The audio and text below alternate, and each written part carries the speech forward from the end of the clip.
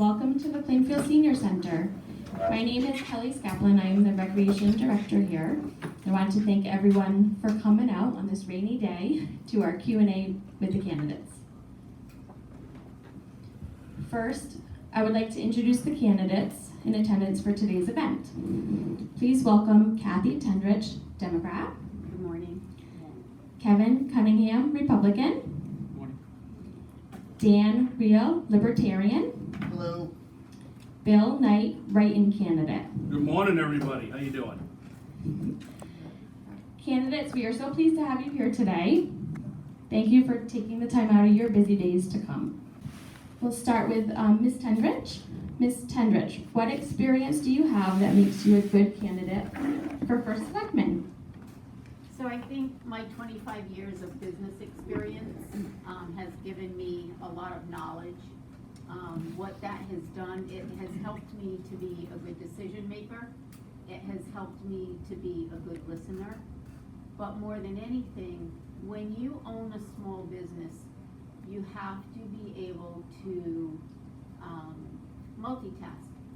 But the important thing about that is, and I've always been worked with the public, so you have to be able to communicate, you have to be a good listener, but there are times that you have to make tough decisions that are not always the decisions, you struggle with those decisions, but you have to be a strong person and you have to know what you're doing is the best for everybody.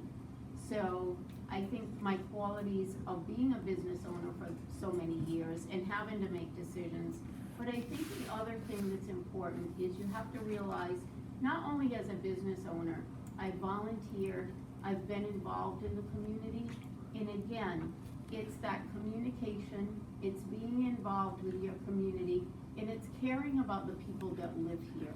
And I truly care. I've lived here for over 40 years. My children were raised here. So I think that in itself speaks a lot for this position, because you have to care about the people that live here. You have to listen to their story, and sometimes the thing is, people will come into my office and they come in and they either have a concern or something going on, and I always start and tell them, I will listen to you. We may have an answer to that, we may be able to fix it, but we may not be able to fix it. People just want to be heard. So again, communication, owning your own business. I've done my own budgets, I've done my own payroll. So the one difficult thing about being a small business owner and coming into government is, as a small business owner, you make decisions and you make them quick. Government, there's a process, so that I've had to learn. Thank you. Thank you. Mr. Cunningham, what experience do you have that makes you a good candidate for first selectman? First of all, good morning and thank you for having us. And I wanted to say that a little bit of my background was, I moved here in '86. I love the community. Got involved in the Board of Education. I was on the Board of Education for a few years. And so it's something I really think is a strong suit for the town of Plainfield, so we can put up a good educational system to attract other businesses. Since that time of being on the Board of Education, I was on the chairperson, and eventually made it into the selectman's position from 2005 to 2007. A lot of different things that happened during that time frame, and it helps you to understand what things are going on. I was also a member of the Eastern Workforce Investment Board. I was also volunteering to be on the United Services, eventually as a chairperson over there, so I understand the social aspects of supportive services and what's needed. Contacting all of the representation and talking about the different items that need to be done within Plainfield. You have not just when I was on the Board of Selectmen, but also the Board of Education, putting together a budget. We're talking about a lot of money, and it's your tax dollars. So we're trying to find out the proper things that you are looking for to have, but make sure that it's affordable for you. Looking to, in the past, we've looked at different ways to support senior center, support the rec center for the students, and also for the seniors. I've even have some ideas that I'll share a little later, maybe, but on things that we can bring forth for that. So every day that you're in an office like that, you have a different challenge. There's always something different. So it is an opportunity for you to learn, to be with the different residents of the town of Plainfield, going out and visiting the businesses. So I wanted to share with you as we go on today what those things are. But I thank you very much for having us here today. Thank you. Mr. Reale, what experience do you have that would make you a good candidate for first selectman? Right off the bat, I'm very uniquely qualified for this job. As some of you know, I chair the Libertarian Party of Connecticut, which means, you know, you have to know Robert's rules, you have to know how to run a meeting. And Roberts is very important, especially in terms of town meetings, because Roberts is designed to make sure everybody's heard and good decisions are made, and we actually address the issues that need to be addressed. Otherwise, I'm a litigation paralegal. I've been doing it for over 10 years. I've had to communicate with a wide variety of people with a wide variety of, you know, verbal and communication skills. It's very research intensive, and I've had to make a lot of split-second decisions before at least an attorney could get involved and say, here's what you got to do. And a lot of those decisions have involved millions of dollars worth of property and litigation. So, I mean, a lot of this job, you know, for, you know, me anyway, as paralegals involved, you know, being able to tell people how it is.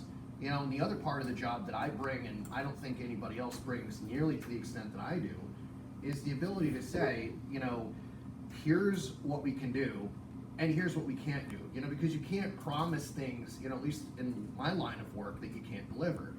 And the other thing that I bring that is really important, that is sorely needed, is a unique ability to do some failure analysis, because I don't like just having a problem, you know, where we go, we deal it within crisis mode, as I think the town historically has. You know, I like to ask, how did we get here? How can we fix it? And the thing that's important to me is not, you know, who did it or who was involved, but what happened, because unfortunately we deal with a lot of problems that are pretty much, for lack of a better term, on Groundhog Day mode. And I'm running because those problems need to be addressed, and if we don't address them, then we're going to be having the same discussion in another 2 years. Thank you. Mr. Knight, what experience do you have that makes you a good candidate for first selectman? Well, good morning. Thank you for having me here, and much appreciated everybody showing up today, taking time out of your day. I'm a lifelong Plainfield native, 56 years old. My kids grew up here, went through the Plainfield education system, and they're doing quite well. I mean, I got one daughter lives in Kansas, and my son lives in California, and they got very good jobs. I'm a U.S. Navy veteran. I've been through the ringer, I've been overseas, I fought in the war. I've ran budgets, I've led, I have leadership skills, I collaborate with others, and I get along with others really well. Right now, I work in a millwork department for windows and doors for a company out of Elmsford, New York. I deal with multi-million-dollar corporations on a day in and day out basis. I deal with a $500, $600 million company, Weathershield. I know all about how to know where money's got to go and what we need to do with it, and pay attention to what's going on. The other side of it, I've served on the Plainfield Zoning Board of Appeals. Did that for 10 years. I was on it for 2 years as a regular member. Then I got bumped up to a chairman position. I believe you must have a real good rapport with people. You must be open-minded. Listen and be receptive. Never shut the doors, even if you got hardcore values. I think it's important to speak to everybody, from the 5-year-old all the way up to the 90-year-old. You gotta have that mix, and you gotta be out there. I was in the Woosop Little League. I was on the board of directors also, and I used to deal with parents all the time, and I used to set the rules and parameters, and people were respectful to me. So I have been involved in the community, and I care about my community, and I care about the people that are in it, and I'm running for you, not for myself. This is about you and the people of the town of Plainfield. So thank you for listening. Thank you. Mr. Cunningham, if elected, what do you plan to do in your 2-year term? There's a lot to do. First of all, we talk about budget and budgetary items, and making sure that we're making a proper budget so that when we put it out there, it's not over what you really need. It's got to be, usually you do it within a 2% range of your needs. You try to make it so that when you do that, that you are paying your taxes according to what is actually budgeted. And if you ever have a problem, you should be able to come back to the Board of Finance to allocate and request money after that point. What I'd like to do is a whole list, if you have an hour. But basically, I want to like the videotaping of the meetings and make them all accessible to everybody. I wanted to have at the Board of Selectmen meeting, the operating budget available so we can share that with the public. I'd like to work on the charter to revise some things that still need to be fixed on there. I think we'd have to have a 5-year capital plan that works. What we have right now is something that could be millions of dollars, but we only haven't allocated a certain number, so we should have something where we plan it out for a real 5-year capital plan and make sure that we're working forward for that. I want to bring back a full-time economic developer position, an economic development committee that gives a charge of having a revolving loan fund so they can bring in small businesses. That's one of the biggest things I want to work on is economic development. To utilize access for you to know when things are happening. Right now, we're just starting to put the signs up. We need to do more than that. We need to put the ads in the paper, the turnpike buyer, robocallers are available, and make sure the proper notices are put out there. We've got to follow the EOE for hiring practices, make sure they're compliant. We need to do the upgrade of our town facilities with cameras to make sure they're all safe. And the other thing is create a full-time building committee to work on telling you how old these buildings are and when they can be replaced or fixed. Thank you, Mr. Cunningham. Mr. Reale, if elected, what do you plan to do in your 2-year term? Well, we don't have 5 hours, so here's the 2-minute pitch. The first opportunity I'm going to capitalize on is Public Law 109-461 is a veteran set-aside.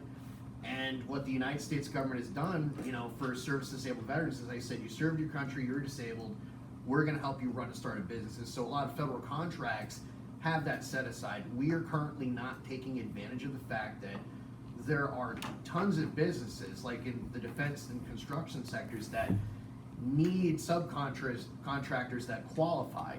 And there's at least 2 immediately that I plan to get in and start up, and we're going to hold informational forums, and we're going to start filling all of this commercial and industrial space that we have that's underutilized. Railroad safety, that's an issue that's been not attended to, and there is a statutory way where first selectman can say, give us gates, give us crossings, and the town doesn't have to pay for it. And I know a lot of people have thrown up their hands and went, the railroad's too big, we can't fight them, and that's not true. The railroad has not been a good neighbor, and we need to attend to it. Otherwise, we have a problem, and this is one of the Groundhog Day ones, where the town will end up in reoccurring similar types of legal issues because council's employed, and an employer official won't, be upfront with council. They'll basically say, I want to do X, give me an attorney opinion letter so we can make whatever it is I want to do work. I have proposed an ordinance that would require council to not only have liability insurance, but take a clear position on all the rights and remedies so we do right by everybody involved, not just a particular official or employee that wants to say, I want to make this work. So other than that, we want to have public comment at meetings up front, so you can give us information rather than we make the decisions and, the egg's already scrambled. Thank you, Mr. Reale. Mr. Knight, if elected, what do you plan to do in your 2-year term? Okay. There's plenty of things that need to be done. There's things that we've been trying to do in this town for the past 50 years, and we still haven't been able to get it done. Probably because of the red tape on the backside coming out of Hartford, the federal government. It is so difficult to get certain things accomplished unless you rub elbows with the correct people. You gotta really pound the pavement to get something done. And it's a tough position to be in as a first selectman. I've been around, I've met people, I've spoken to people, and again, I got good rapport with people on the back end in certain areas. Through the years I've been doing this. I'll skim over this. The town charter, we need to always keep annually reviewing it, honing it up, tightening it up, and make it better. Taxes and the town budgets, that's a year-round endeavor, let's face it. As you sit here right now, taxes is huge, it's a major deal. And we always gotta be cognizant of that fact and not just wait till, February, May, let's go on out and try to make something happen. I think it's a year-round endeavor. Town hall hours, I'm not in agreement with the 4-day work week. I'm a 5-day guy, 7-day, 24/7, burn the midnight oil, that's me. I keep the doors would be wide open. If I'm there at 3 o'clock in the morning, it's because of something that's really dear to my heart or somebody else out here that needs something done. That's just me personally. I'm not knocking the 4-day thing, but I would have to really look into it. And I'd probably go back to 5 days or change it up a little bit, but I would not do something unless I had the public input. Economic development, we gotta attract more businesses, we gotta keep pounding the pavement again. You know, we gotta reach out to different areas and find out what's working, what's not working for certain areas in this area. Infrastructure, public works, we always wait to fix things after it's a serious problem. But usually what that Thank stuff you, is. Mr. Knight. Okay, thank you. At this point, I'd like to open it up to questions from the audience. Oh, yes. Excuse me. Ms. Tendrich, if re-elected, what do you plan to do in your next 2 years? So what I plan to do in my next 2 years is to continue what I've been doing in this 2 years. So when we talk about fiscal responsibility, the last 2 budgets, I've stayed within budget. We've been able to put money back into the general fund out of those budgets. I'm not afraid to, when we need to freeze, we do a freeze to make sure we're where we need to be. The other thing, I've brought in over $30,000 in grant money for the town with a savings. So I'll continue the fiscal responsibility. The cleanup of Inter-Royal Mill, that has been sitting stagnant for a long time and it needs to be cleaned up. It is not right that people live and have to look at that. The same thing with Command. Those are the things that I'll continue to work on. I'll get involved and stay in touch. I've got the support of the federal and state, DEEP and EPA and Congressman Courtney. You have to always, excuse me, talk about it, get it out there. People are listening. We've had more activity on Inter-Royal in the last 2 years than we've had in many years. I'll continue to work on transportation. If you listen to the people who live in Plainfield, we need Northeast transportation. I'll continue to work on that. We will find a solution to that. The other thing, we have to invest. We have to grow our grand list. And I had made a comment last night. In the last year, 36 businesses have opened up. They're home businesses, they're electricians, they're trades, or they're storefront. That's a lot. So people always say nobody's coming to Plainfield. It may be people not coming in, but it's people that live here that have decided to open up a business. So we have to continue to push that. The other thing, we need to invest in our villages and we need to redevelop. We need to make Plainfield a better place to live, work. Thank you, Ms. Tendrich. Now at this point, my apologies, I will open up to the audience. Yes. Okay, you've all spoken about things that are important to you, but if you become the select person, what is the number one issue in the town of Plainfield that you feel needs work? Number one issue. So we'll start with Mr. Reale to open. Actually, the problem I have is there are 2 things that are number one, but this will make sense, you know, once we break down. One was the veteran services side approach to getting new businesses, because those are good jobs that pay Davis-Bacon wages. Those are not uncertain businesses. Most new businesses fail within 5 years, but at least, you know, having clients that have, you know, been service disabled and know all about the set aside and those procedures and love to work with other veterans, you know, it's a community of support right away. And we need to really grow the grand list. We can't just say, here's a business that just started up and, you know, take our chances and hope that continues on its own. I mean, these are businesses that could become like $5 and $10 million businesses easily within 5 years and succeed. Second is Inter-Royal. I have said that needs to be a daily job. You know, that can't just be like, I'm going to go meet with the congressman or I'm going to go meet with DEP. You know, my plan for Inter-Royal is twofold. One is to attempt like what I would call a modified tax sale where the town doesn't get title to it. And basically we would be advertising this in specialized journals for that sort of real estate 9 months to a year in advance, and then we would formally commence the procedures under 12-157 of the general statutes. One of two things is gonna happen. One, we find someone with a plan, in which case the EPA comes in and says, all right, here's more money, because that's what the EPA is missing, is someone with a plan. Or two, we get valuable information enough, we can hand off, like, say, a specialized realtor, of course, put that out to public bid and all that, but at least that realtor could kind of have something to go on. Because all we know right now, as far as like indicators go, is it's a binary thing. It's either somebody wants it or they don't. They either have a plan or they don't. But at least under my proposal, which has never been attempted that way, we're gonna find out what it is we need to do, or we'll just succeed. Good question. Thank you. Mr. Knight, same question? Sure. Well, my biggest thing is when I drive around town, I see the blight problem. It's huge, and it has been. It's been a big concern. A few years ago, I was on a blight committee. It didn't really end up going anywhere. You'd be surprised how many people are out there that don't want to see a blight ordinance. I'm telling you right now.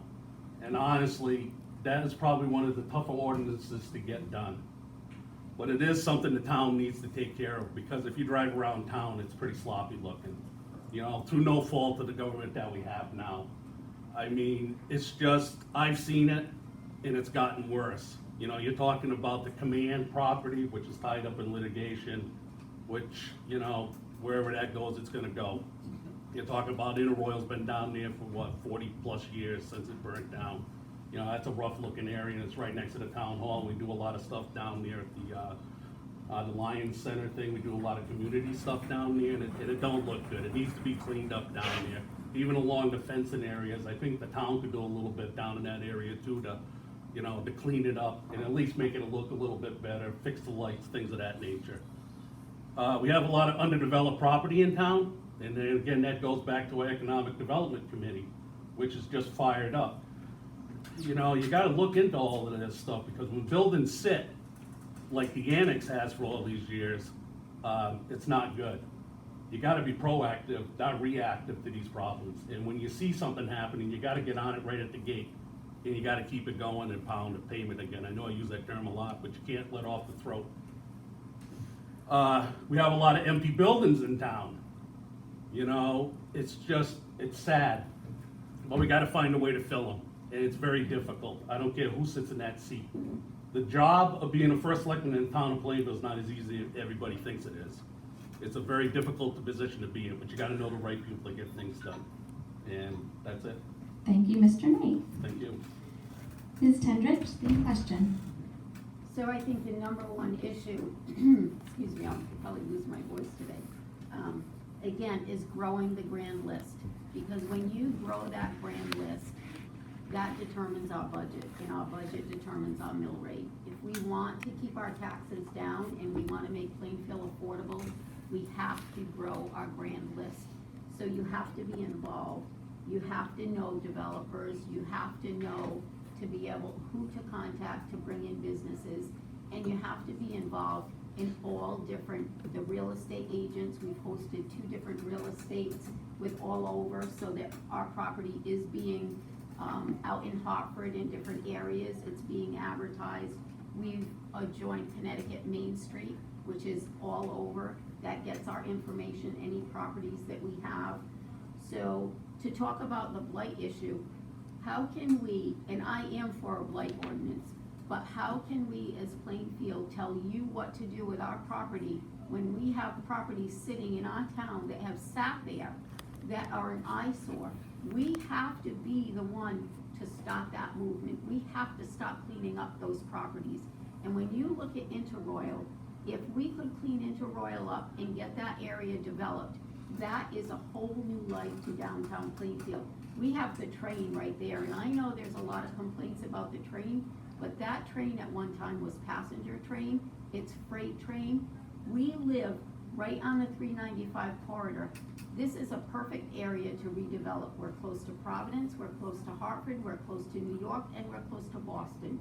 So, again, number one issue, growing your grand list, developing Plainfield. Plainfield has a lot to offer, and I'm very proud of Plainfield. Thank you, Ms. Tendrich.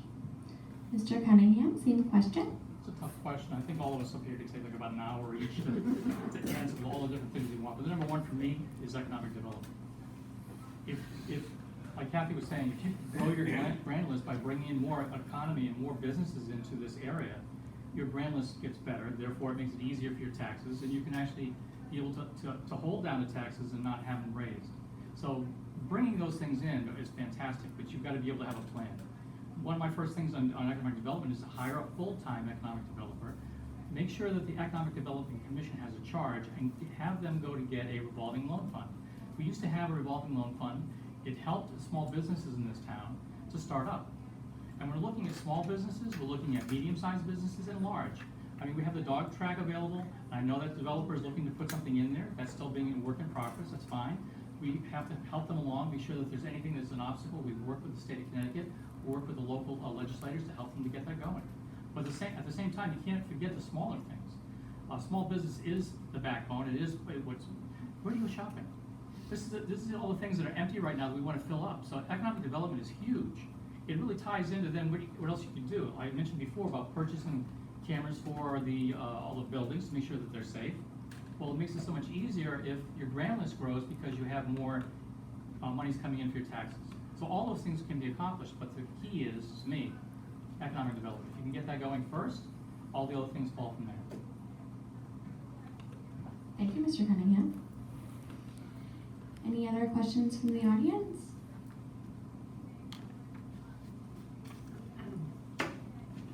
Sue? I have a concern about some of the developers who have been coming into the town of Plainfield, are planning to come in. How are you going to get the Board of Zoning to get more details from some of these developers instead of waiting after the fact and then people make complaints and nothing is done? We're supposed to have an officer, that we do have one person who goes out and checks if someone makes a complaint. I'd like to see more follow through with that. There was a project on Jackson Road, and some of the problems are that there's a continuation of traffic, truck traffic that's speeding through.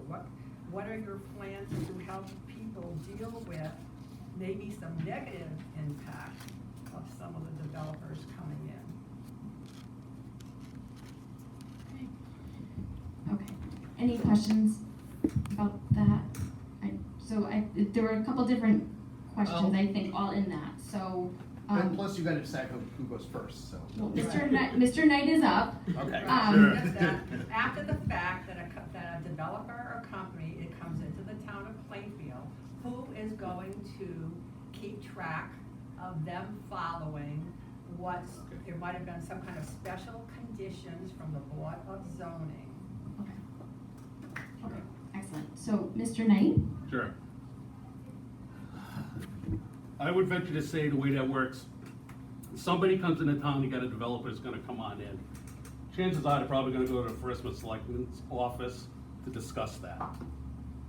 And then after that, they do all the discussing, you gotta find all the ramifications, you gotta figure out what's going on, what they wanna do, this and that and everything else. I mean, I'd ask a ton of questions depending on what the development's gonna be.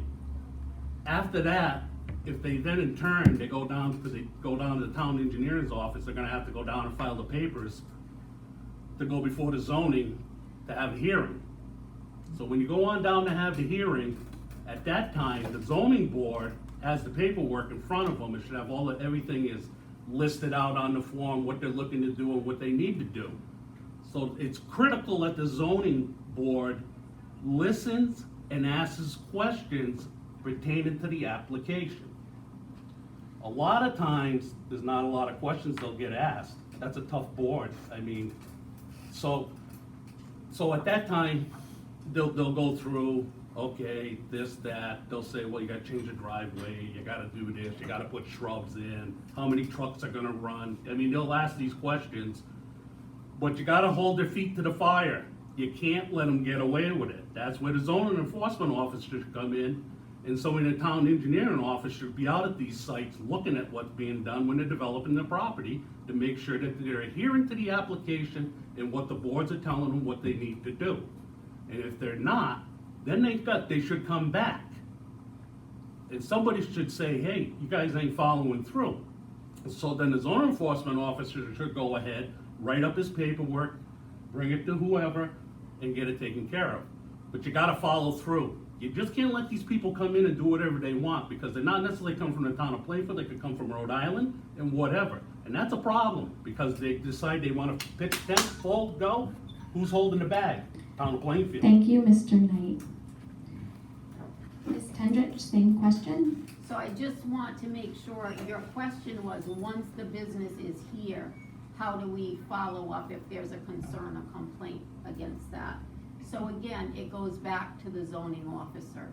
There is a permit process, but your question wasn't that part of it. It was, what do we do afterwards?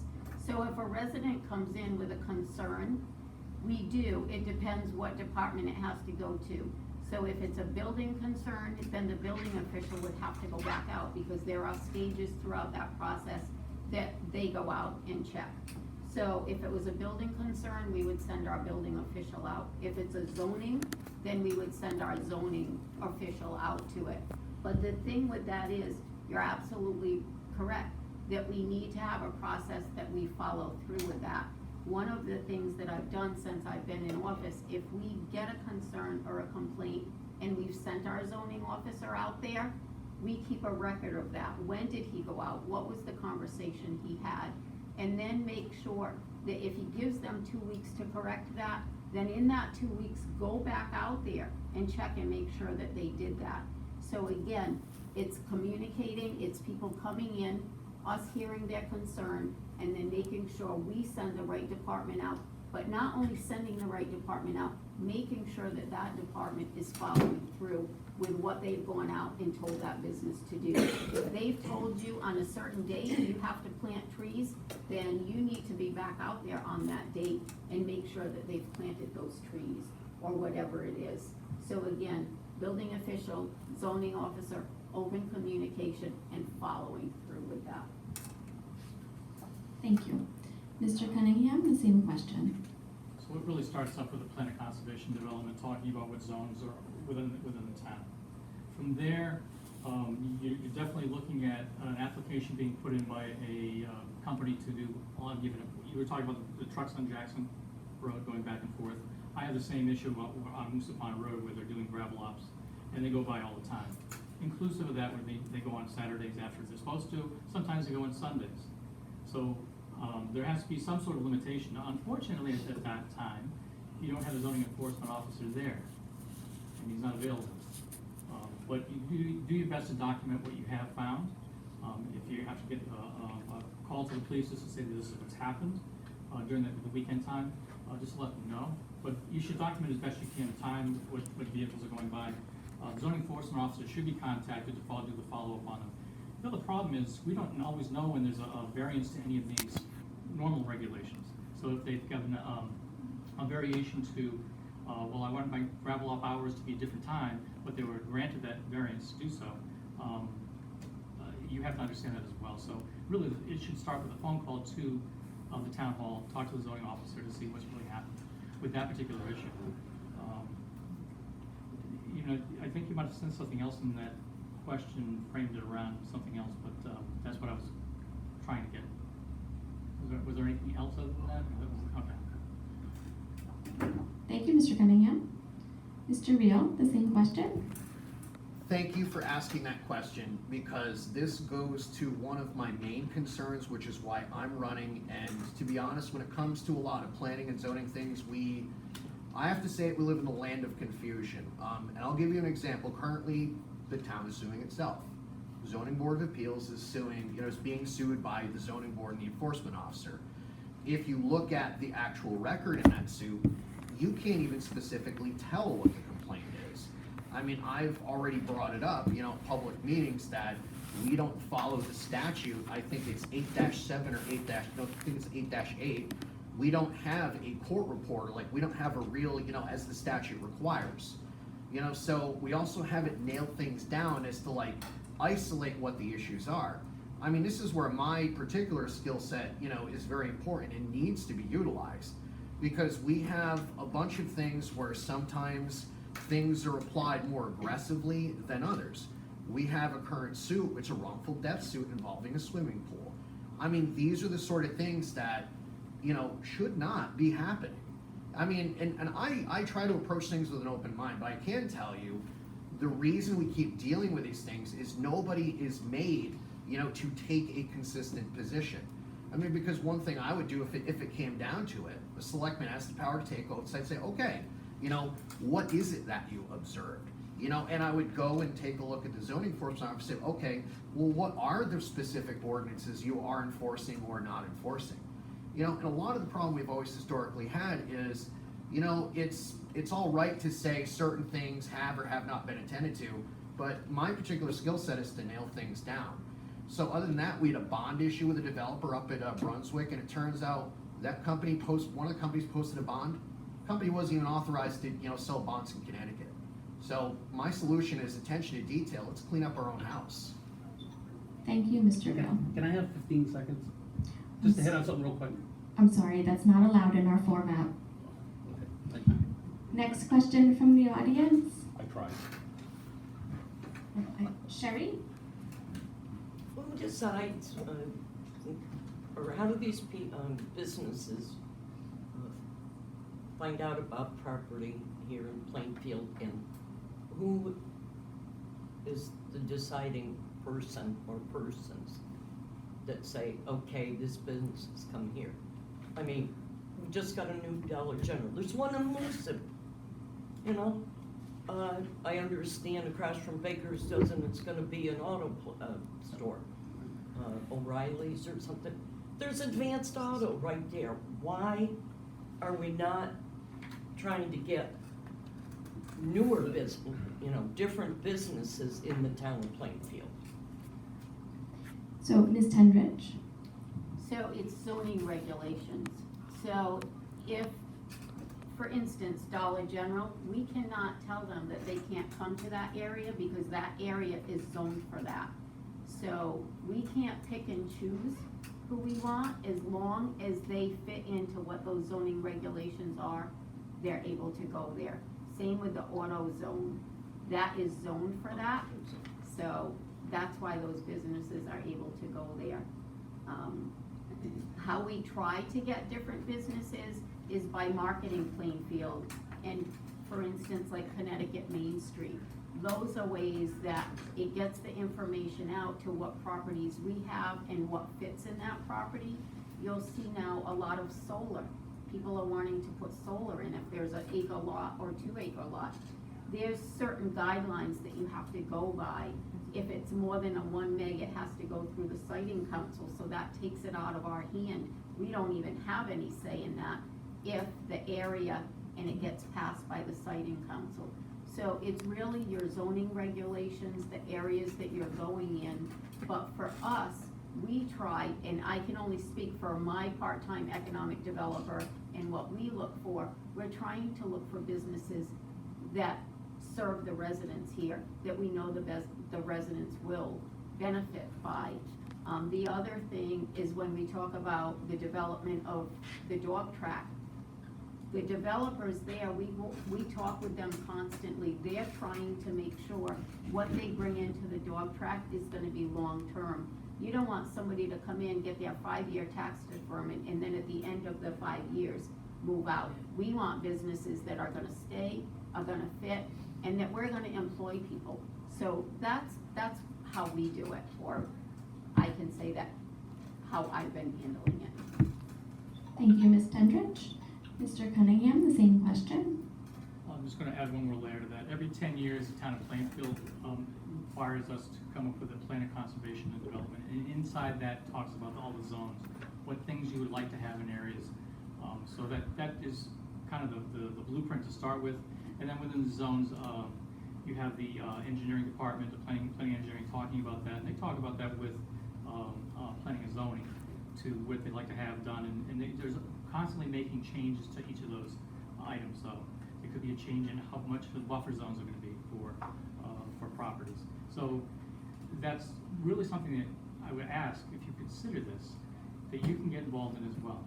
Because it's something that you can talk to the planning and engineering department and talk to the zoning officer and kind of get an idea. I know what you said up front was, why are these certain things following? It's because those zones are allowing it, and it encompasses all those. You can go online and look at it, or you can go down and get a print of it from the town hall. And it shows you, what type of businesses are available based on the zone. Same thing like if it's residential, agricultural, but things can go in there for animals, all the way down to your commercial, industrial, and retail stores. What goes in, what can't go in. And so they've had designated areas throughout the town that follows that plan of conservation development, and those are the zones which will allow you to put certain things in. Come to your point where, why do you have 2 auto stores? If you take a look around the country, they do that all the time. It's just like we have McDonald's, they're gonna have a Burger King or a Wendy's beside it because they're trying to compete with each other. They know there's a market for it. Marketing is the other thing with what we need to really pay attention to. What I would do, again, I would utilize the town website to tell me the square footage of all these empty buildings, try to find a way to market it online by taking all that information, even in the case of videotaping it, putting on there. So there's a starting point for the town to say to people that are searching our websites, that's where you can start looking, as well as making a phone call to the town hall. Thank you, Mr. Cunningham. Mr. Reale, the same question. Well, the short answer, and I'll answer it directly, is who's deciding that these businesses come in isn't just the zoning, and I think sometimes people approach this with an incorrect way of thinking. The real decider is what the market will support. Because when a business comes in, they gotta go, can we make a profit here? And what we have to do as a town, if we want to get businesses here, we have to figure out a way that, they can A, make a profit, B, not violate, the property rights of others, with rights of way and so on and so forth. Otherwise, this goes back to my proposal for service-disabled veteran businesses. Because those would be great businesses, and they would pay like Davis Bacon wage. They would pay union wages. Because A, the set aside of the money is there, and B, the federal government would require it. So that's the short answer. Okay. Thank you, Mr. Reale. Mr. Knight, the same question, please. Well, here we go. Welcome to rural America. This is what we are. We're a service sector. Dollar Generals, Burger Kings, McDonald's. We're not getting away from it. If you drive, I've been throughout the country, and this is pretty much what your downtowns look like. Your auto parts stores, everything's lobbed up into one. It's sad, but that's the way it is. We have zoning regulations, we have ordinances. The corridors are set up for what they are. And Mrs. Tendrich is correct. You can't tell a property owner what they can put on their property. We can ask them to maybe think of doing something else, but you just can't tell a property owner, no, you can't put a Dollar General in there. And then, and it's zoned to have such. So what do? You either end up with a Dollar General or Family Dollar. This is America. Everybody wants it on the cheap. You want to go in and buy laundry detergent for $1. That's what we do. Why do you think Walmart thrives? And our local stores go down. We had Better Value move out of town because of circumstances of somebody else wanted them out, which was Big Y, because they own the building. So this is why you don't have anything over there right now. So, as much as we'd like to see an Aldi's a market basket or something, well, in order for that to happen, we gotta have the right area, the right geography. The people in town have to want it. You gotta be able to. They just don't come in and do things unless the base is there to support it. Because I'm not gonna come in and put a business in town if I know it's not gonna support and I'm gonna turn a profit, because it's about profit and margins. So that's what it is in a nutshell. As much as I'd like to see it go old school, these days are over. And it's sad to see, and a lot of you is out here growing up in this town and seeing what it was, and I would love to see it go back to what it was. Thank you, Mr. Knight. I just have a quick question. Okay. You said Big Y owns the building? My understanding is the reason why they moved out of there, that it had something to do with Big Y owning the property. Whether or not that might be unprofounded, but that was the word that I got. So that's why they ended up leaving. They shut it down because nobody else, you won't see a grocery store going in there. That's too bad. And that's what I was told. And I won't name my sources, but, you know, that's just what it is. We have another question from the audience. Okay, you're all here at the senior center. What will you do for the seniors of this town? So it's Mr. Cunningham, your question. Right. Now I have a list. What I'd like to do is encompass, first of all, I'd like to have our part-time employee be made full-time. Because there's so many things that I'd like to add on. I'd like to talk about the quality of life, because really that's what we're talking about in a senior center, the quality of life, the things you can do. I want to have, really what I'd like to have is more activities for you guys to do. I know you do this already, I'm just guessing, but you'd like to do probably more of it. We have somebody come in to do some medical bill assistance and trying to figure out how to do the medical bill payments. If not, let me know.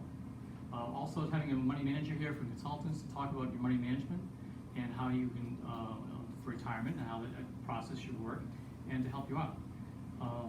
I think there should be more seminars, more discussions, monthly.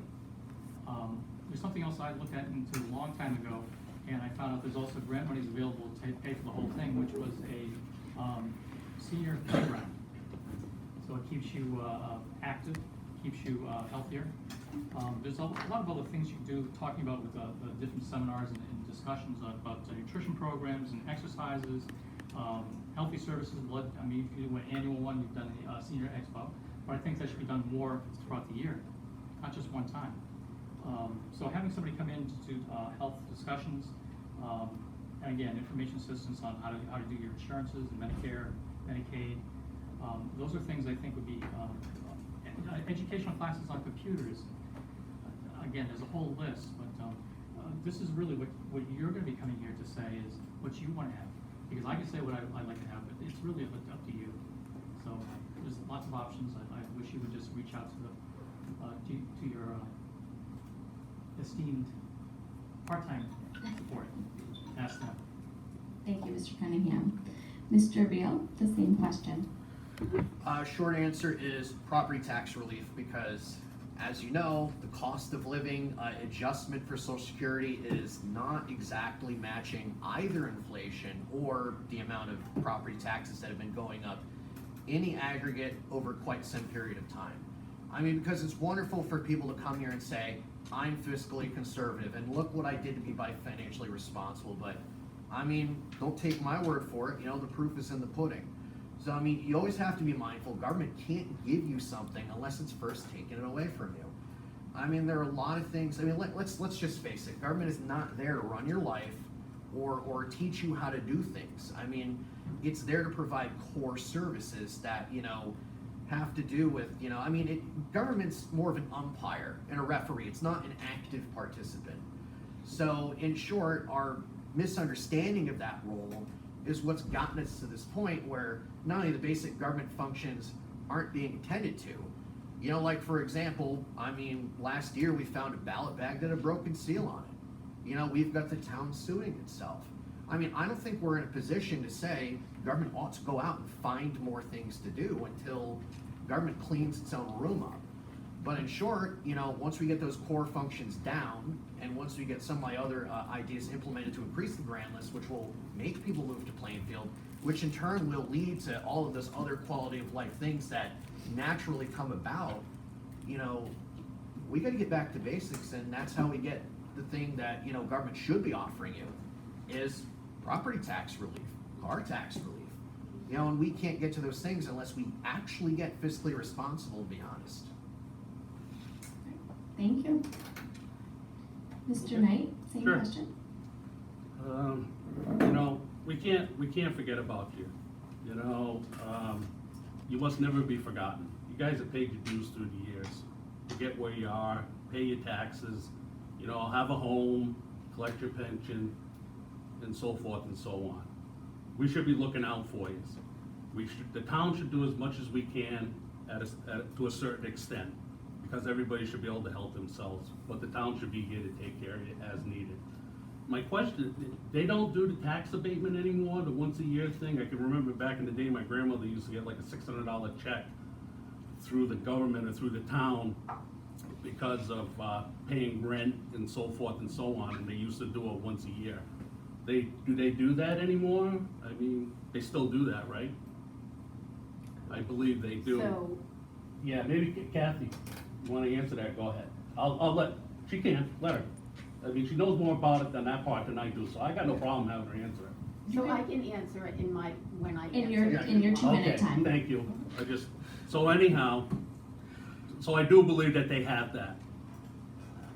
And you have a great center right here also, that has a lot of informational stuff out there for you to do. I mean, they post stuff on the bulletin boards. I mean, you know, you got your local community hospitals, there's always something going on, blood drives and so forth and so on, recreational type things, you know, maybe bingo, to keep you active, keep you involved.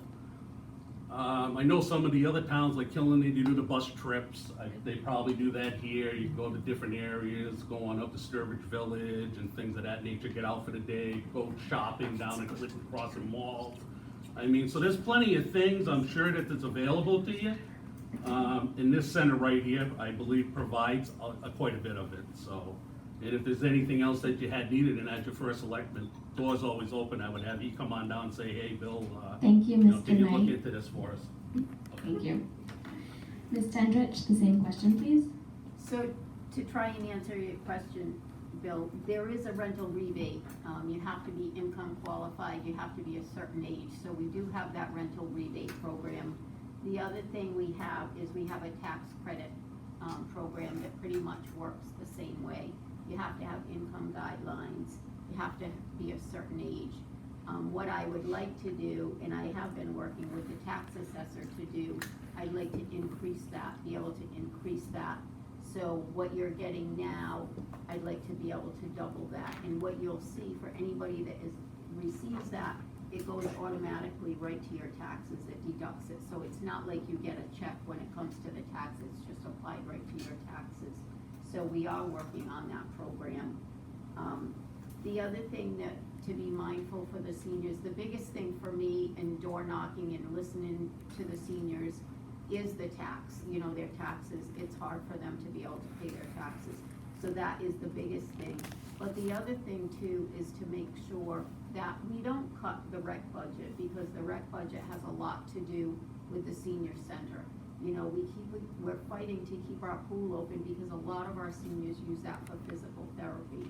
So to me, that's very important. We don't have a lot in town, so we want to make sure that we can keep that open. The other thing is we offer programs here. I know we have a social service person that comes in here and can answer questions for seniors. So that's another benefit that we have. I know we have classes here for seniors, so it's important. So when I say that we need to grow the grand list, I hate to keep going back to that, but if we grow the grand list and we are able to keep our taxes down and bring more revenue to the town, those are all programs that we can keep going and we can increase so that it is helpful to not only seniors, but to everybody in our community. Thank you, Ms. Tendrich. Another question from the audience? Yes. How do you attract a high-tech industry to the town? I'm not thinking of Silicon Valley here, but how do you get high-tech in? Right, so Mr. Reale, as your start, how do you get high-tech businesses into town? Well, I mean, that would certainly be, you know, part of my plan involving the service-disabled veteran businesses approach, you know, because there are, believe it or not, there's a company in town already that's called Reale. They make like nuclear detection equipment. They recently merged with a company that also makes drones. And my understanding is the owner of that business is looking for another supplier that can fit within that niche. So I mean, that goes hand in hand with what I've already proposed. But otherwise, you know, a high-tech company is going to be looking for, you know, a town that has its basic core functions down. You know, so if somebody comes in and they look at all our commercial space and, you know, our available things, and they go, I don't know, this is all nice, but we'd really like to come in and build something. I don't want a business looking at how the town has dealt with planning and zoning things and, you know, go, well, I mean, the town might sue itself. I gotta wait a year and a half to see how this all shakes out. I mean, so as far as that goes, I mean, A, my proposal with, you know, Public Law 109461 to utilize that set aside, and B, you know, the town just plain getting its house in order so it can reduce taxes. I mean, I don't think that's an unreasonable approach, but it's also a real world one. You know, because for years we've dealt with this scheme of like, you know, let's go to try to find this magical grant money here. Let's try to go find this magical grant money elsewhere. All that does is it prevents us from doing the sort of things that would attract, you know, IT. Which, by the way, IT is a growing sector. I mean, we should be targeting those sort of businesses. I mean, software developers, for example, you know, it would be great to encourage that in our schools, because the fact is, I know a lot of software developers, you could be really bad at it and make six figures. You could be one of the worst programmers in the world, but we need them so badly. You know, I mean, I think it's definitely a missed opportunity, and I will not pass that up. Okay. Thank you, Mr. Reale. Mr. Knight, Yep. same question? High-tech jobs. You gotta have the base to support it. You know, you gotta have, the kids are gotta be taught that. And I would think not. There's only certain areas of the United States that you're really gonna see a lot of these high-tech jobs. For a place like Plainfield, you'd have to start out small to attract somebody else, maybe up the industrial park. You know, a new startup company. Get them on in, maybe set up something with the unemployment office, a jobs training session, find out who's available, what's going on, what kind of jobs it's gonna provide, and chances are it's gonna be small. It ain't gonna be like super high paying jobs, but it could be, say for an example, a game developer, okay? Somebody like for a Sony PlayStation games or something of that nature. You know, you gotta have writers and all the guys that know how to do all the nooks and the crannies and make the game go. I mean, you gotta attract the people, and basically in the town here, I think we're nil to none, because I don't think we're really training in that area through the school systems. I mean, you're gonna hear about, you know, maybe we should turn the annex into a training center. I'm like, you know what, let's forget about that. I mean, you got EastCon programs that the town utilizes through the school department. And I'm telling you right now, the amount of money that goes through the EastCon departments, that's very possible where you can start with them to get people for the job training and use that as a stepping stone and use the EastCon programs to get going. And then you gotta build it, because it would be in its infancy stage. But on the other hand, high tech, yeah, absolutely. I mean, if you can do it and make it happen, I'd be all open to it. Absolutely, to make it happen. Thank you, Mr. Knight. Ms. Tendrich, same question? So it is difficult to get a high-tech business into Plainfield. They tend to go more like the Boston, New York area, and there's reasons for that. There's more people there, but there's more quality trained people for that. But Mr. Reale did speak about Radico up in the industrial park. We also have ARS in the other part of our industrial park. Now, I have toured both of them. I was just at Radico with Senator Murphy, and one of the things that they're trying to do, I don't know if everybody read or watched in the news about the drones that we were using here that were going into some of our governmental businesses. Well, what was happening is, because they were made in China, China was getting the information. So what they did is the government stopped that, and that was all to do with Radico paying attention to what's going on. So Senator Murphy and I, we went over there, we met, and with some other representatives, and what they're trying to do now, the battery in those drones, they want it to be made in the United States. So we have a company right here in Plainfield, BST Systems, who makes batteries. The only thing, their batteries are special. They go on the torpedoes, and they go on our spacecraft. So I gave that connection to the owner of Radico, and and I had spoke with the owner of VST and told them, so they are actually meeting to see. So again, it is difficult to bring, high tech here, but it's not impossible. You just have to keep talking to people and getting out there and meeting people, and the training is a big thing. And I beg to differ, and I know everybody has a hard time with Annex being a training facility, but it would be specific to businesses here. I've spoken to many businesses, and they would be willing to train people. Thank you, Ms. Tendrich. Mr. Cunningham, the same question, please. All right, I'm gonna tie this answer back to something else that was said before. When I was in office before, we had the dog track that was available, and we were looking to try to bring in businesses. Most of the time, when you ask what type of business could come into there, we were asking just about everybody from Cabela's to just about everybody. Everybody always says the same thing. Well, why can't we, instead of having a Dollar Tree or the auto parts store, why can't we have a Christmas tree store or that type of environment where we have like in bigger malls that are not close to us but a little further away. The problem is that it's called demographics. The demographics of our community, a company looks at us and they say, okay, here's the radius of how far out we want to go, and here's what our median income is going to be, and also the population. And they look at those factors and say, what could actually work? And Cathy mentioned it. They go to places like Boston and New York because higher learning, higher education, and it's right there and available with the population as well. The numbers are right there. It doesn't mean we can't try. That's absolutely true. We cannot, just let it go. We do have some school, the education in the school system. The high school actually teaches a Cisco program, so it is in the school system. It's embedded there. You also have QVCC and EastCon, which have smaller classes as well. That's fine, but again, we're not able to compete with things like MIT or the bigger schools. And of course, the population just doesn't bear out. And to put it into the annex, I'm going to say I would not consider that, because what you're looking at, whether it's the annex or any other building, a building is a building. It doesn't have a program behind it strong enough and big enough to compete with all the other things we're talking about just now. So I would not consider putting something like that in the annex or any other building at this time, unless we have a company that's willing to come here and work with what we have in population, and right now it's just not there. Thank you, Mr. Cunningham.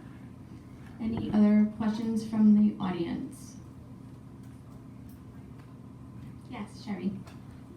What do we need to do to get the railroad crossings, especially on Lily Bridge? There's already been at least one death that I know. There may have been more. What do we do? Okay. Mr. Knight, you start off this question. Sure. Beautiful. That's a tough one. There's a lot of red tape involved on that one. I mean, you're dealing with the railroad, the state, the federal levels. Man, that's like pulling your wisdom teeth out.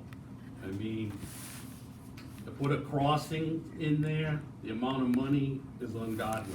And to have the railroad, they'll probably go, no, because the traffic volume's not there to warrant it. I'm just saying what I believe, because if it could have been done, it would have been done by now. But I'm sure if you spoke to the proper people and got on them, stayed on them, something could be done. Maybe you could put stop signs up. I remember back in the day in the town of Plainfield, all the stop signs were per order of the first selectman. Whether that holds to this day now, which I think it does, maybe we could put some stop signs, on both ends, because that would be the town of Plainfield doing this and not the railroad. So I do believe that can be done, but I'd have to look at the rules and stipulations in order to absolutely make sure that it can be. Because it might be something tied in with the railroad, I don't know. But honestly, yes, something needs to be done there. It's a safety factor for the public. I mean, a few years ago, somebody lost their life down there. I understand all that, it's terrible. A lot of these things that happen safety-wise in the public is we don't pay attention. Accidents happen because there's a reason for it. It's either late at night, we just do whatever we gotta do, and unfortunately, people pass because of it. I've seen it, I've been there. So hopefully there can be something done. I would try everything humanly possible and speak to the proper people in the channels and see what could happen. But for now, I would suggest if it could happen, I put stop signs up for now. If it can be done, I would do that. Thank you, Mr. Knight. Ms. Tendrich? So I have, actually, the third week in November, I do have a meeting with representatives of Genesis in Wyoming and with Congressman Courtney. He was out a couple of weeks ago, and I was talking to him how frustrated I was about the trains, because no matter who you call through the company, they don't return your phone calls. I was actually at a training at Eastern College, and there were 2 representatives that were supposed to be at that training, so I thought, great, this is my opportunity to get their ear. Well, they didn't show up, so that frustrated me even more. So I reached out to Congressman Courtney, and because he is at a federal level and he knows, so 2 representatives are actually coming in from Vermont with Congressman Courtney, and we're gonna sit down and have a meeting about the train. There are issues with it, and that's what I tried to explain to Congressman Courtney, that not only sometimes does the train hold up traffic at Railroad Ave, but a lot of times it will be at Cemetery Road at the same time.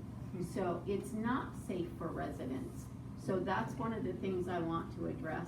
And then I want to address with Lily Bridge Road, the issues that we've just had with the lights not working. So again, I am working on it, and it does take time because it is at the federal level, but I'm very confident, and I'm happy to say that I do have a meeting with them coming up with Congressman Courtney. So hopefully we'll get some issues addressed. Thank you, Ms. Tendrich. Mr. Cunningham, same question, please. So the signage in the safety in that area, we're definitely going to be looking at discussing in further discussions with the supports from the state and the federal level. But on signage I believe is still under the police commission's authority. So you can actually discuss signage with them, and they can actually put something up. The rest of that is straight follow through with the state and federal. When PMW owned it before, I'd reached out to them, had to go through the police commission so they can actually follow it up. And Cathy's correct, they don't want to talk to you. They really don't. And that's not just here, that's just about anywhere. So putting up a statute and having someone follow it, I believe it's been tried before. You can try it again, but at this point, it would be a ongoing thing which you're going to keep up with on a weekly basis to make sure they actually follow through with it. Thank you, Mr. Cunningham. Mr. Reale, your question? Well, this is where my particular background will get something done. I'm quite frankly infuriated that people have passed the buck and just not taken the time to hit the books. General Statutes 13B 343. This is not a magical federal issue. This is not a magical have a meeting with Joe Courtney issue. This is not a magical find somebody else to find the money issue. This is the Commissioner of Transportation will, when requested by a first selectman or mayor of a town, will, when the public safety requires it, install gates. They will order the railroad to do it. I have been adamant about this issue for many years. You know, and I actually wrote to the railroad 3 years ago when I moved across town. I said, you block ambulances. This is absolute errant recklessness. I said, I know you probably don't care because I'm Joe Lunchbucket Citizen, but I said, when something happens, you will find this letter. Somebody will file a discovery request. And when they do, and when some property or some life is injured, they will get treble damages out of you. And you know what happened 2 weeks ago? A UPS driver almost lost his life. And I hope UPS sues them. And I hope UPS gets treble damages. And I hope that driver gets compensated too. But I gotta tell you, this business of somebody else does it has to end. This is a very serious issue. It has gone on too long like that, and I not only will take it head on as first selectman with that authority, I already have addressed it head on. I don't wait to do these things because I think, you know, all these crossings, we've seen them before. I want an ordinance where every time the cops have to come out and put flares down because the lights don't go on, I want that railroad paying $50,000 each time.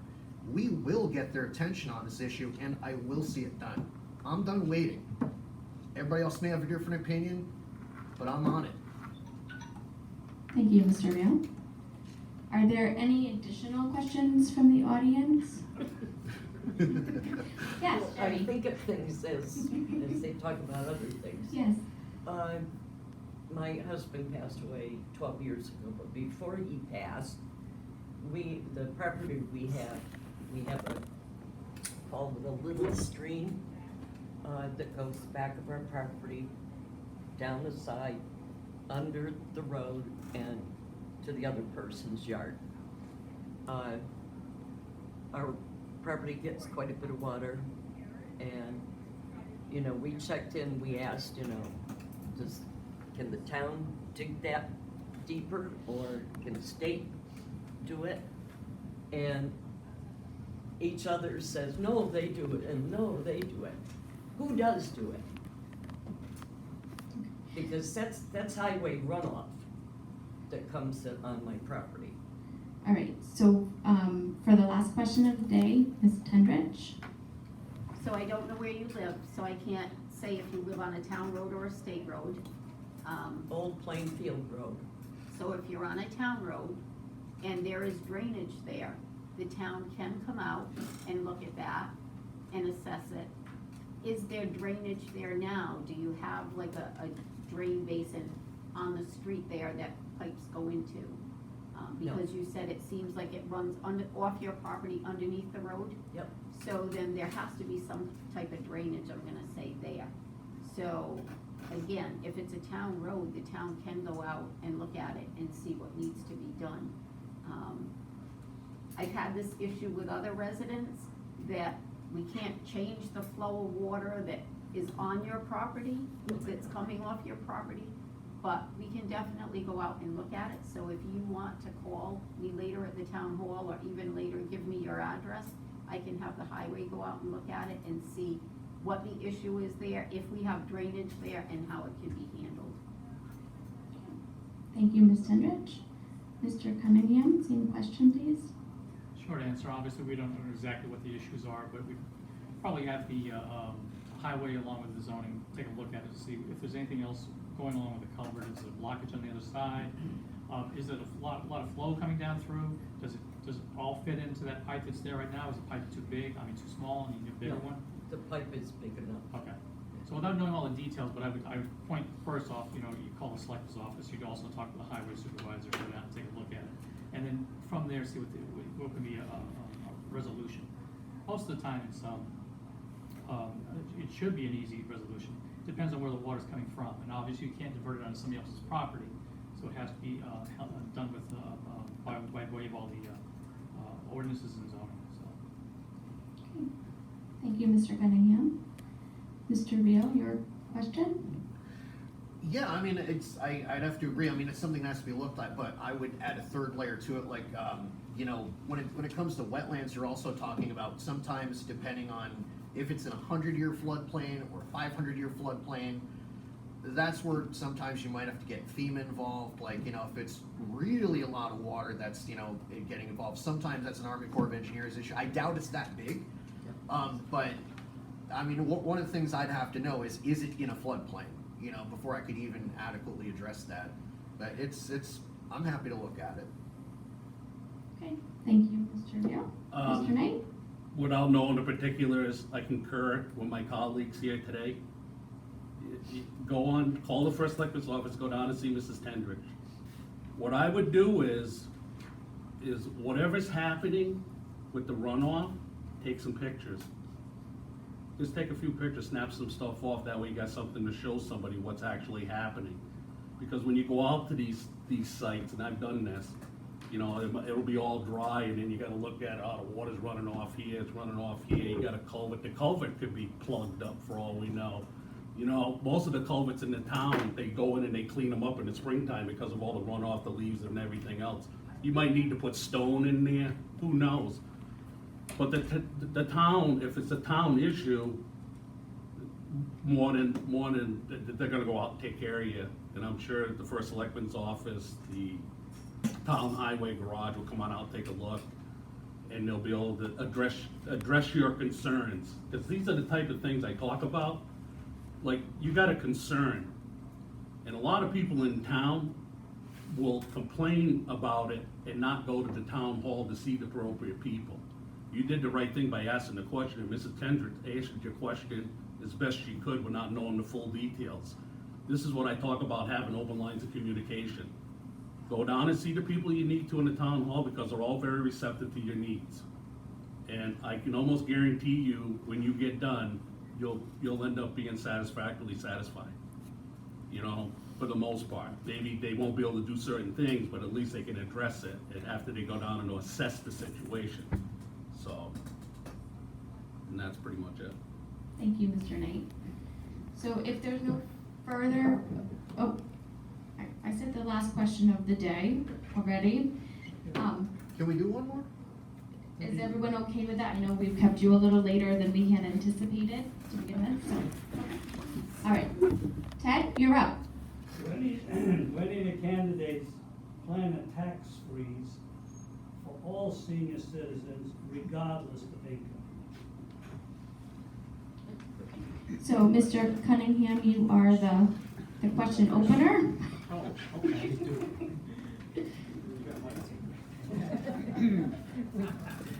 All right, Ted, if you're familiar with Connecticut Conference of Municipalities, what they do is they go about, go to all the towns, and they get the information from all the towns of how different ordinances that they have. And we have an ordinance right now, 119. 119 was something that was giving a tax abatement to the residents who are elderly and totally disabled. So that is something that we need to address and try to freshen up. Ms. Tendrich had tried to do that back in February of 2018, but forgot to bring it to a town meeting, so it kind of sat there. But I would definitely go forward with something like that, because I want to see what the other towns do. Not only to make it fair for, look, you've lived in this town, you've paid taxes for many years. You've already served the town of Plainfield very nicely. What we're liking is the fact that you're willing to continue paying taxes, but we'd like to make it so it's feasible for you. So I would look at that conference of municipalities and look at what the other towns have done, to see if there's something we can actually do even better than that, and see if there's something feasible. There's not that many people that would take advantage of the programs. You know, certain guidelines you have to follow, and I don't think it's that much of to ask from the rest of the residents to cover the small amount that you would be able to live a little better. Because right now we're looking at the taxes, and the taxes are difficult. You're having a choice sometimes of how you're going to pay your bills. You're on a fixed income. It's very difficult. You have to look at that, and I think that the tax credit for 119 of tax abatement is something that definitely needs to be adjusted. So, yeah, I would. Go ahead. Thank you, Mr. Cunningham. Mr. Reale, your question? Yeah, that's something, I mean, I think that is an achievable goal, maybe in 3 or 4 years, but the first thing we have to do so we can get there is, you know, again, we have to grow the grand list like I propose to do it, like in a realistic manner that's feasible, that's doable. But the other thing we didn't get a chance to talk about today is I want to institute an employee, savings program where you're a town employee and you find a way we can save money, and it's implemented, we can implement it, we do implement it. You know, as a town employee, you'll get like 5% of that savings for the first calendar year. So it's a win-win. You know, so you'll actually have departments and employees like more actively looking for ways to save money and not only profiting from it, but, you know, in terms of what you'd be looking for, you know, either freezing or decreasing taxes over time. I mean, one thing I've always, you know, kind of thought is, why should anybody who's on a fixed income, you know, who already has issues with transportation, be paying car tax? I mean, I think it's deplorable. I mean, that's me. And I'm motivated, I'm highly actively motivated to solve that. You know, so it's not something that will happen right away, but I mean, that's where I want to go. You know, and I think once we start getting all these businesses in here, you know, that are service disabled, veteran owned businesses paying good wages, we'll have the tax base to do it. You know, in between that and all the other government efficiency measures that I will be taking. So, I mean, I don't want to like promise something and not be able to deliver on it. You know, so I'm realistically looking at this where, like, you know, if you want to just, you know, save on the revenue side and lower the revenue side, you've also got to decide what it is the town's not going to spend money on and where that's going to come from. And I think there's a realistic roadmap to it. So yes, that's what I want to do. Thank you, Mr. Reale. Mr. Knight? How you doing, Ted? Hey, it was something I would look into. I mean, you've paid your dues. you've lived in the town all your life, paid a lot of property taxes over the years, all your kids have grown up. It would be something I would look into. You know, probably a tax credit, but everything would be on, I'd have to crunch the numbers with the finance officer. You gotta find out where you're gonna be in the town. You gotta look at your loss statement, what are we gonna lose, where can we gain it back, and they all talk about the grand list, so it's a lot of numbers you gotta look at. You can't just carte blanche come right out and say, oh yeah, I can make that happen. You gotta look at it realistically. It is something that is dear to my heart, and I think as elderlies, when it comes to the taxes, they should be looked at. Because you've paid enough over the years, and I think it should be up to us that are working every day full-time to bear more of the burden than a retiree. So yes, I would look into it. I would think it would be on a case-by-case basis, based on your property, your earnings, and everything else. Because, you know, I'm a US Navy veteran, I get a $1,500 tax credit every year. Right off the top of my truck, because I don't own any other property, I rent. So it's a savings, you know, 40, 50, 60 bucks. I earned it, you know, because I served as a veteran. So I think in that case, you know, maybe a credit, or we'd have to look at some other things to make it feasible for everybody and fair to each and one of to all of you, and plus the taxpayers in town. So yes, I would look into it. Thank you, Mr. Knight. Ms. Tendrich, your So question? first, I'd like to say, I'm not really sure why Mr. Cunningham would say I forgot to present it at a town meeting. There's a lot of work that goes into that, so that is an ordinance, and I have told you that I'm working on that. One of the things that the tax assessor and I, when we first started, we were just gonna go for a set amount, let's double the amount. But there's a lot of things that you can look at. So, Mr. Dumaine, you're correct. We're trying to look at the income. Can we lower the income amount that it goes by? Because some residents are even just a few dollars over. So again, it takes work, and you wanna make sure whatever you do, you look at everything, the whole, we don't wanna just say, oh, we're gonna double the amount that they get, instead of getting $100, they're getting $2. What other things that can we look at, can we change that more people will benefit from that? So, I'm not quite sure where you got the idea, I forgot to put it at a town meeting. That's not something you forget. When you're working on a project, you don't wanna do it too quick, you don't wanna throw it out there and have it pass, and then be like, oh my God, I forgot something in it. So, those are the things we're looking at, to decrease the amount of income. We're looking at everything, the whole project, so that when we do come out with it, we can present it, and it's a plan that's gonna stay in effect, and that taxpayers seniors can benefit from it. So, again, we are still continuously looking at that, working at it, because we will have to change the ordinance also for that, so. Thank you, Ms. Tendrich. And with that final question, we will close our Q&A for today. So I just want to thank everyone for coming today. Thank you, candidates, for taking the time out to be here. We appreciate it. There's coffee and refreshments, so please stay. You'll have the opportunity to talk one-on-one. And otherwise, thank you so much for coming.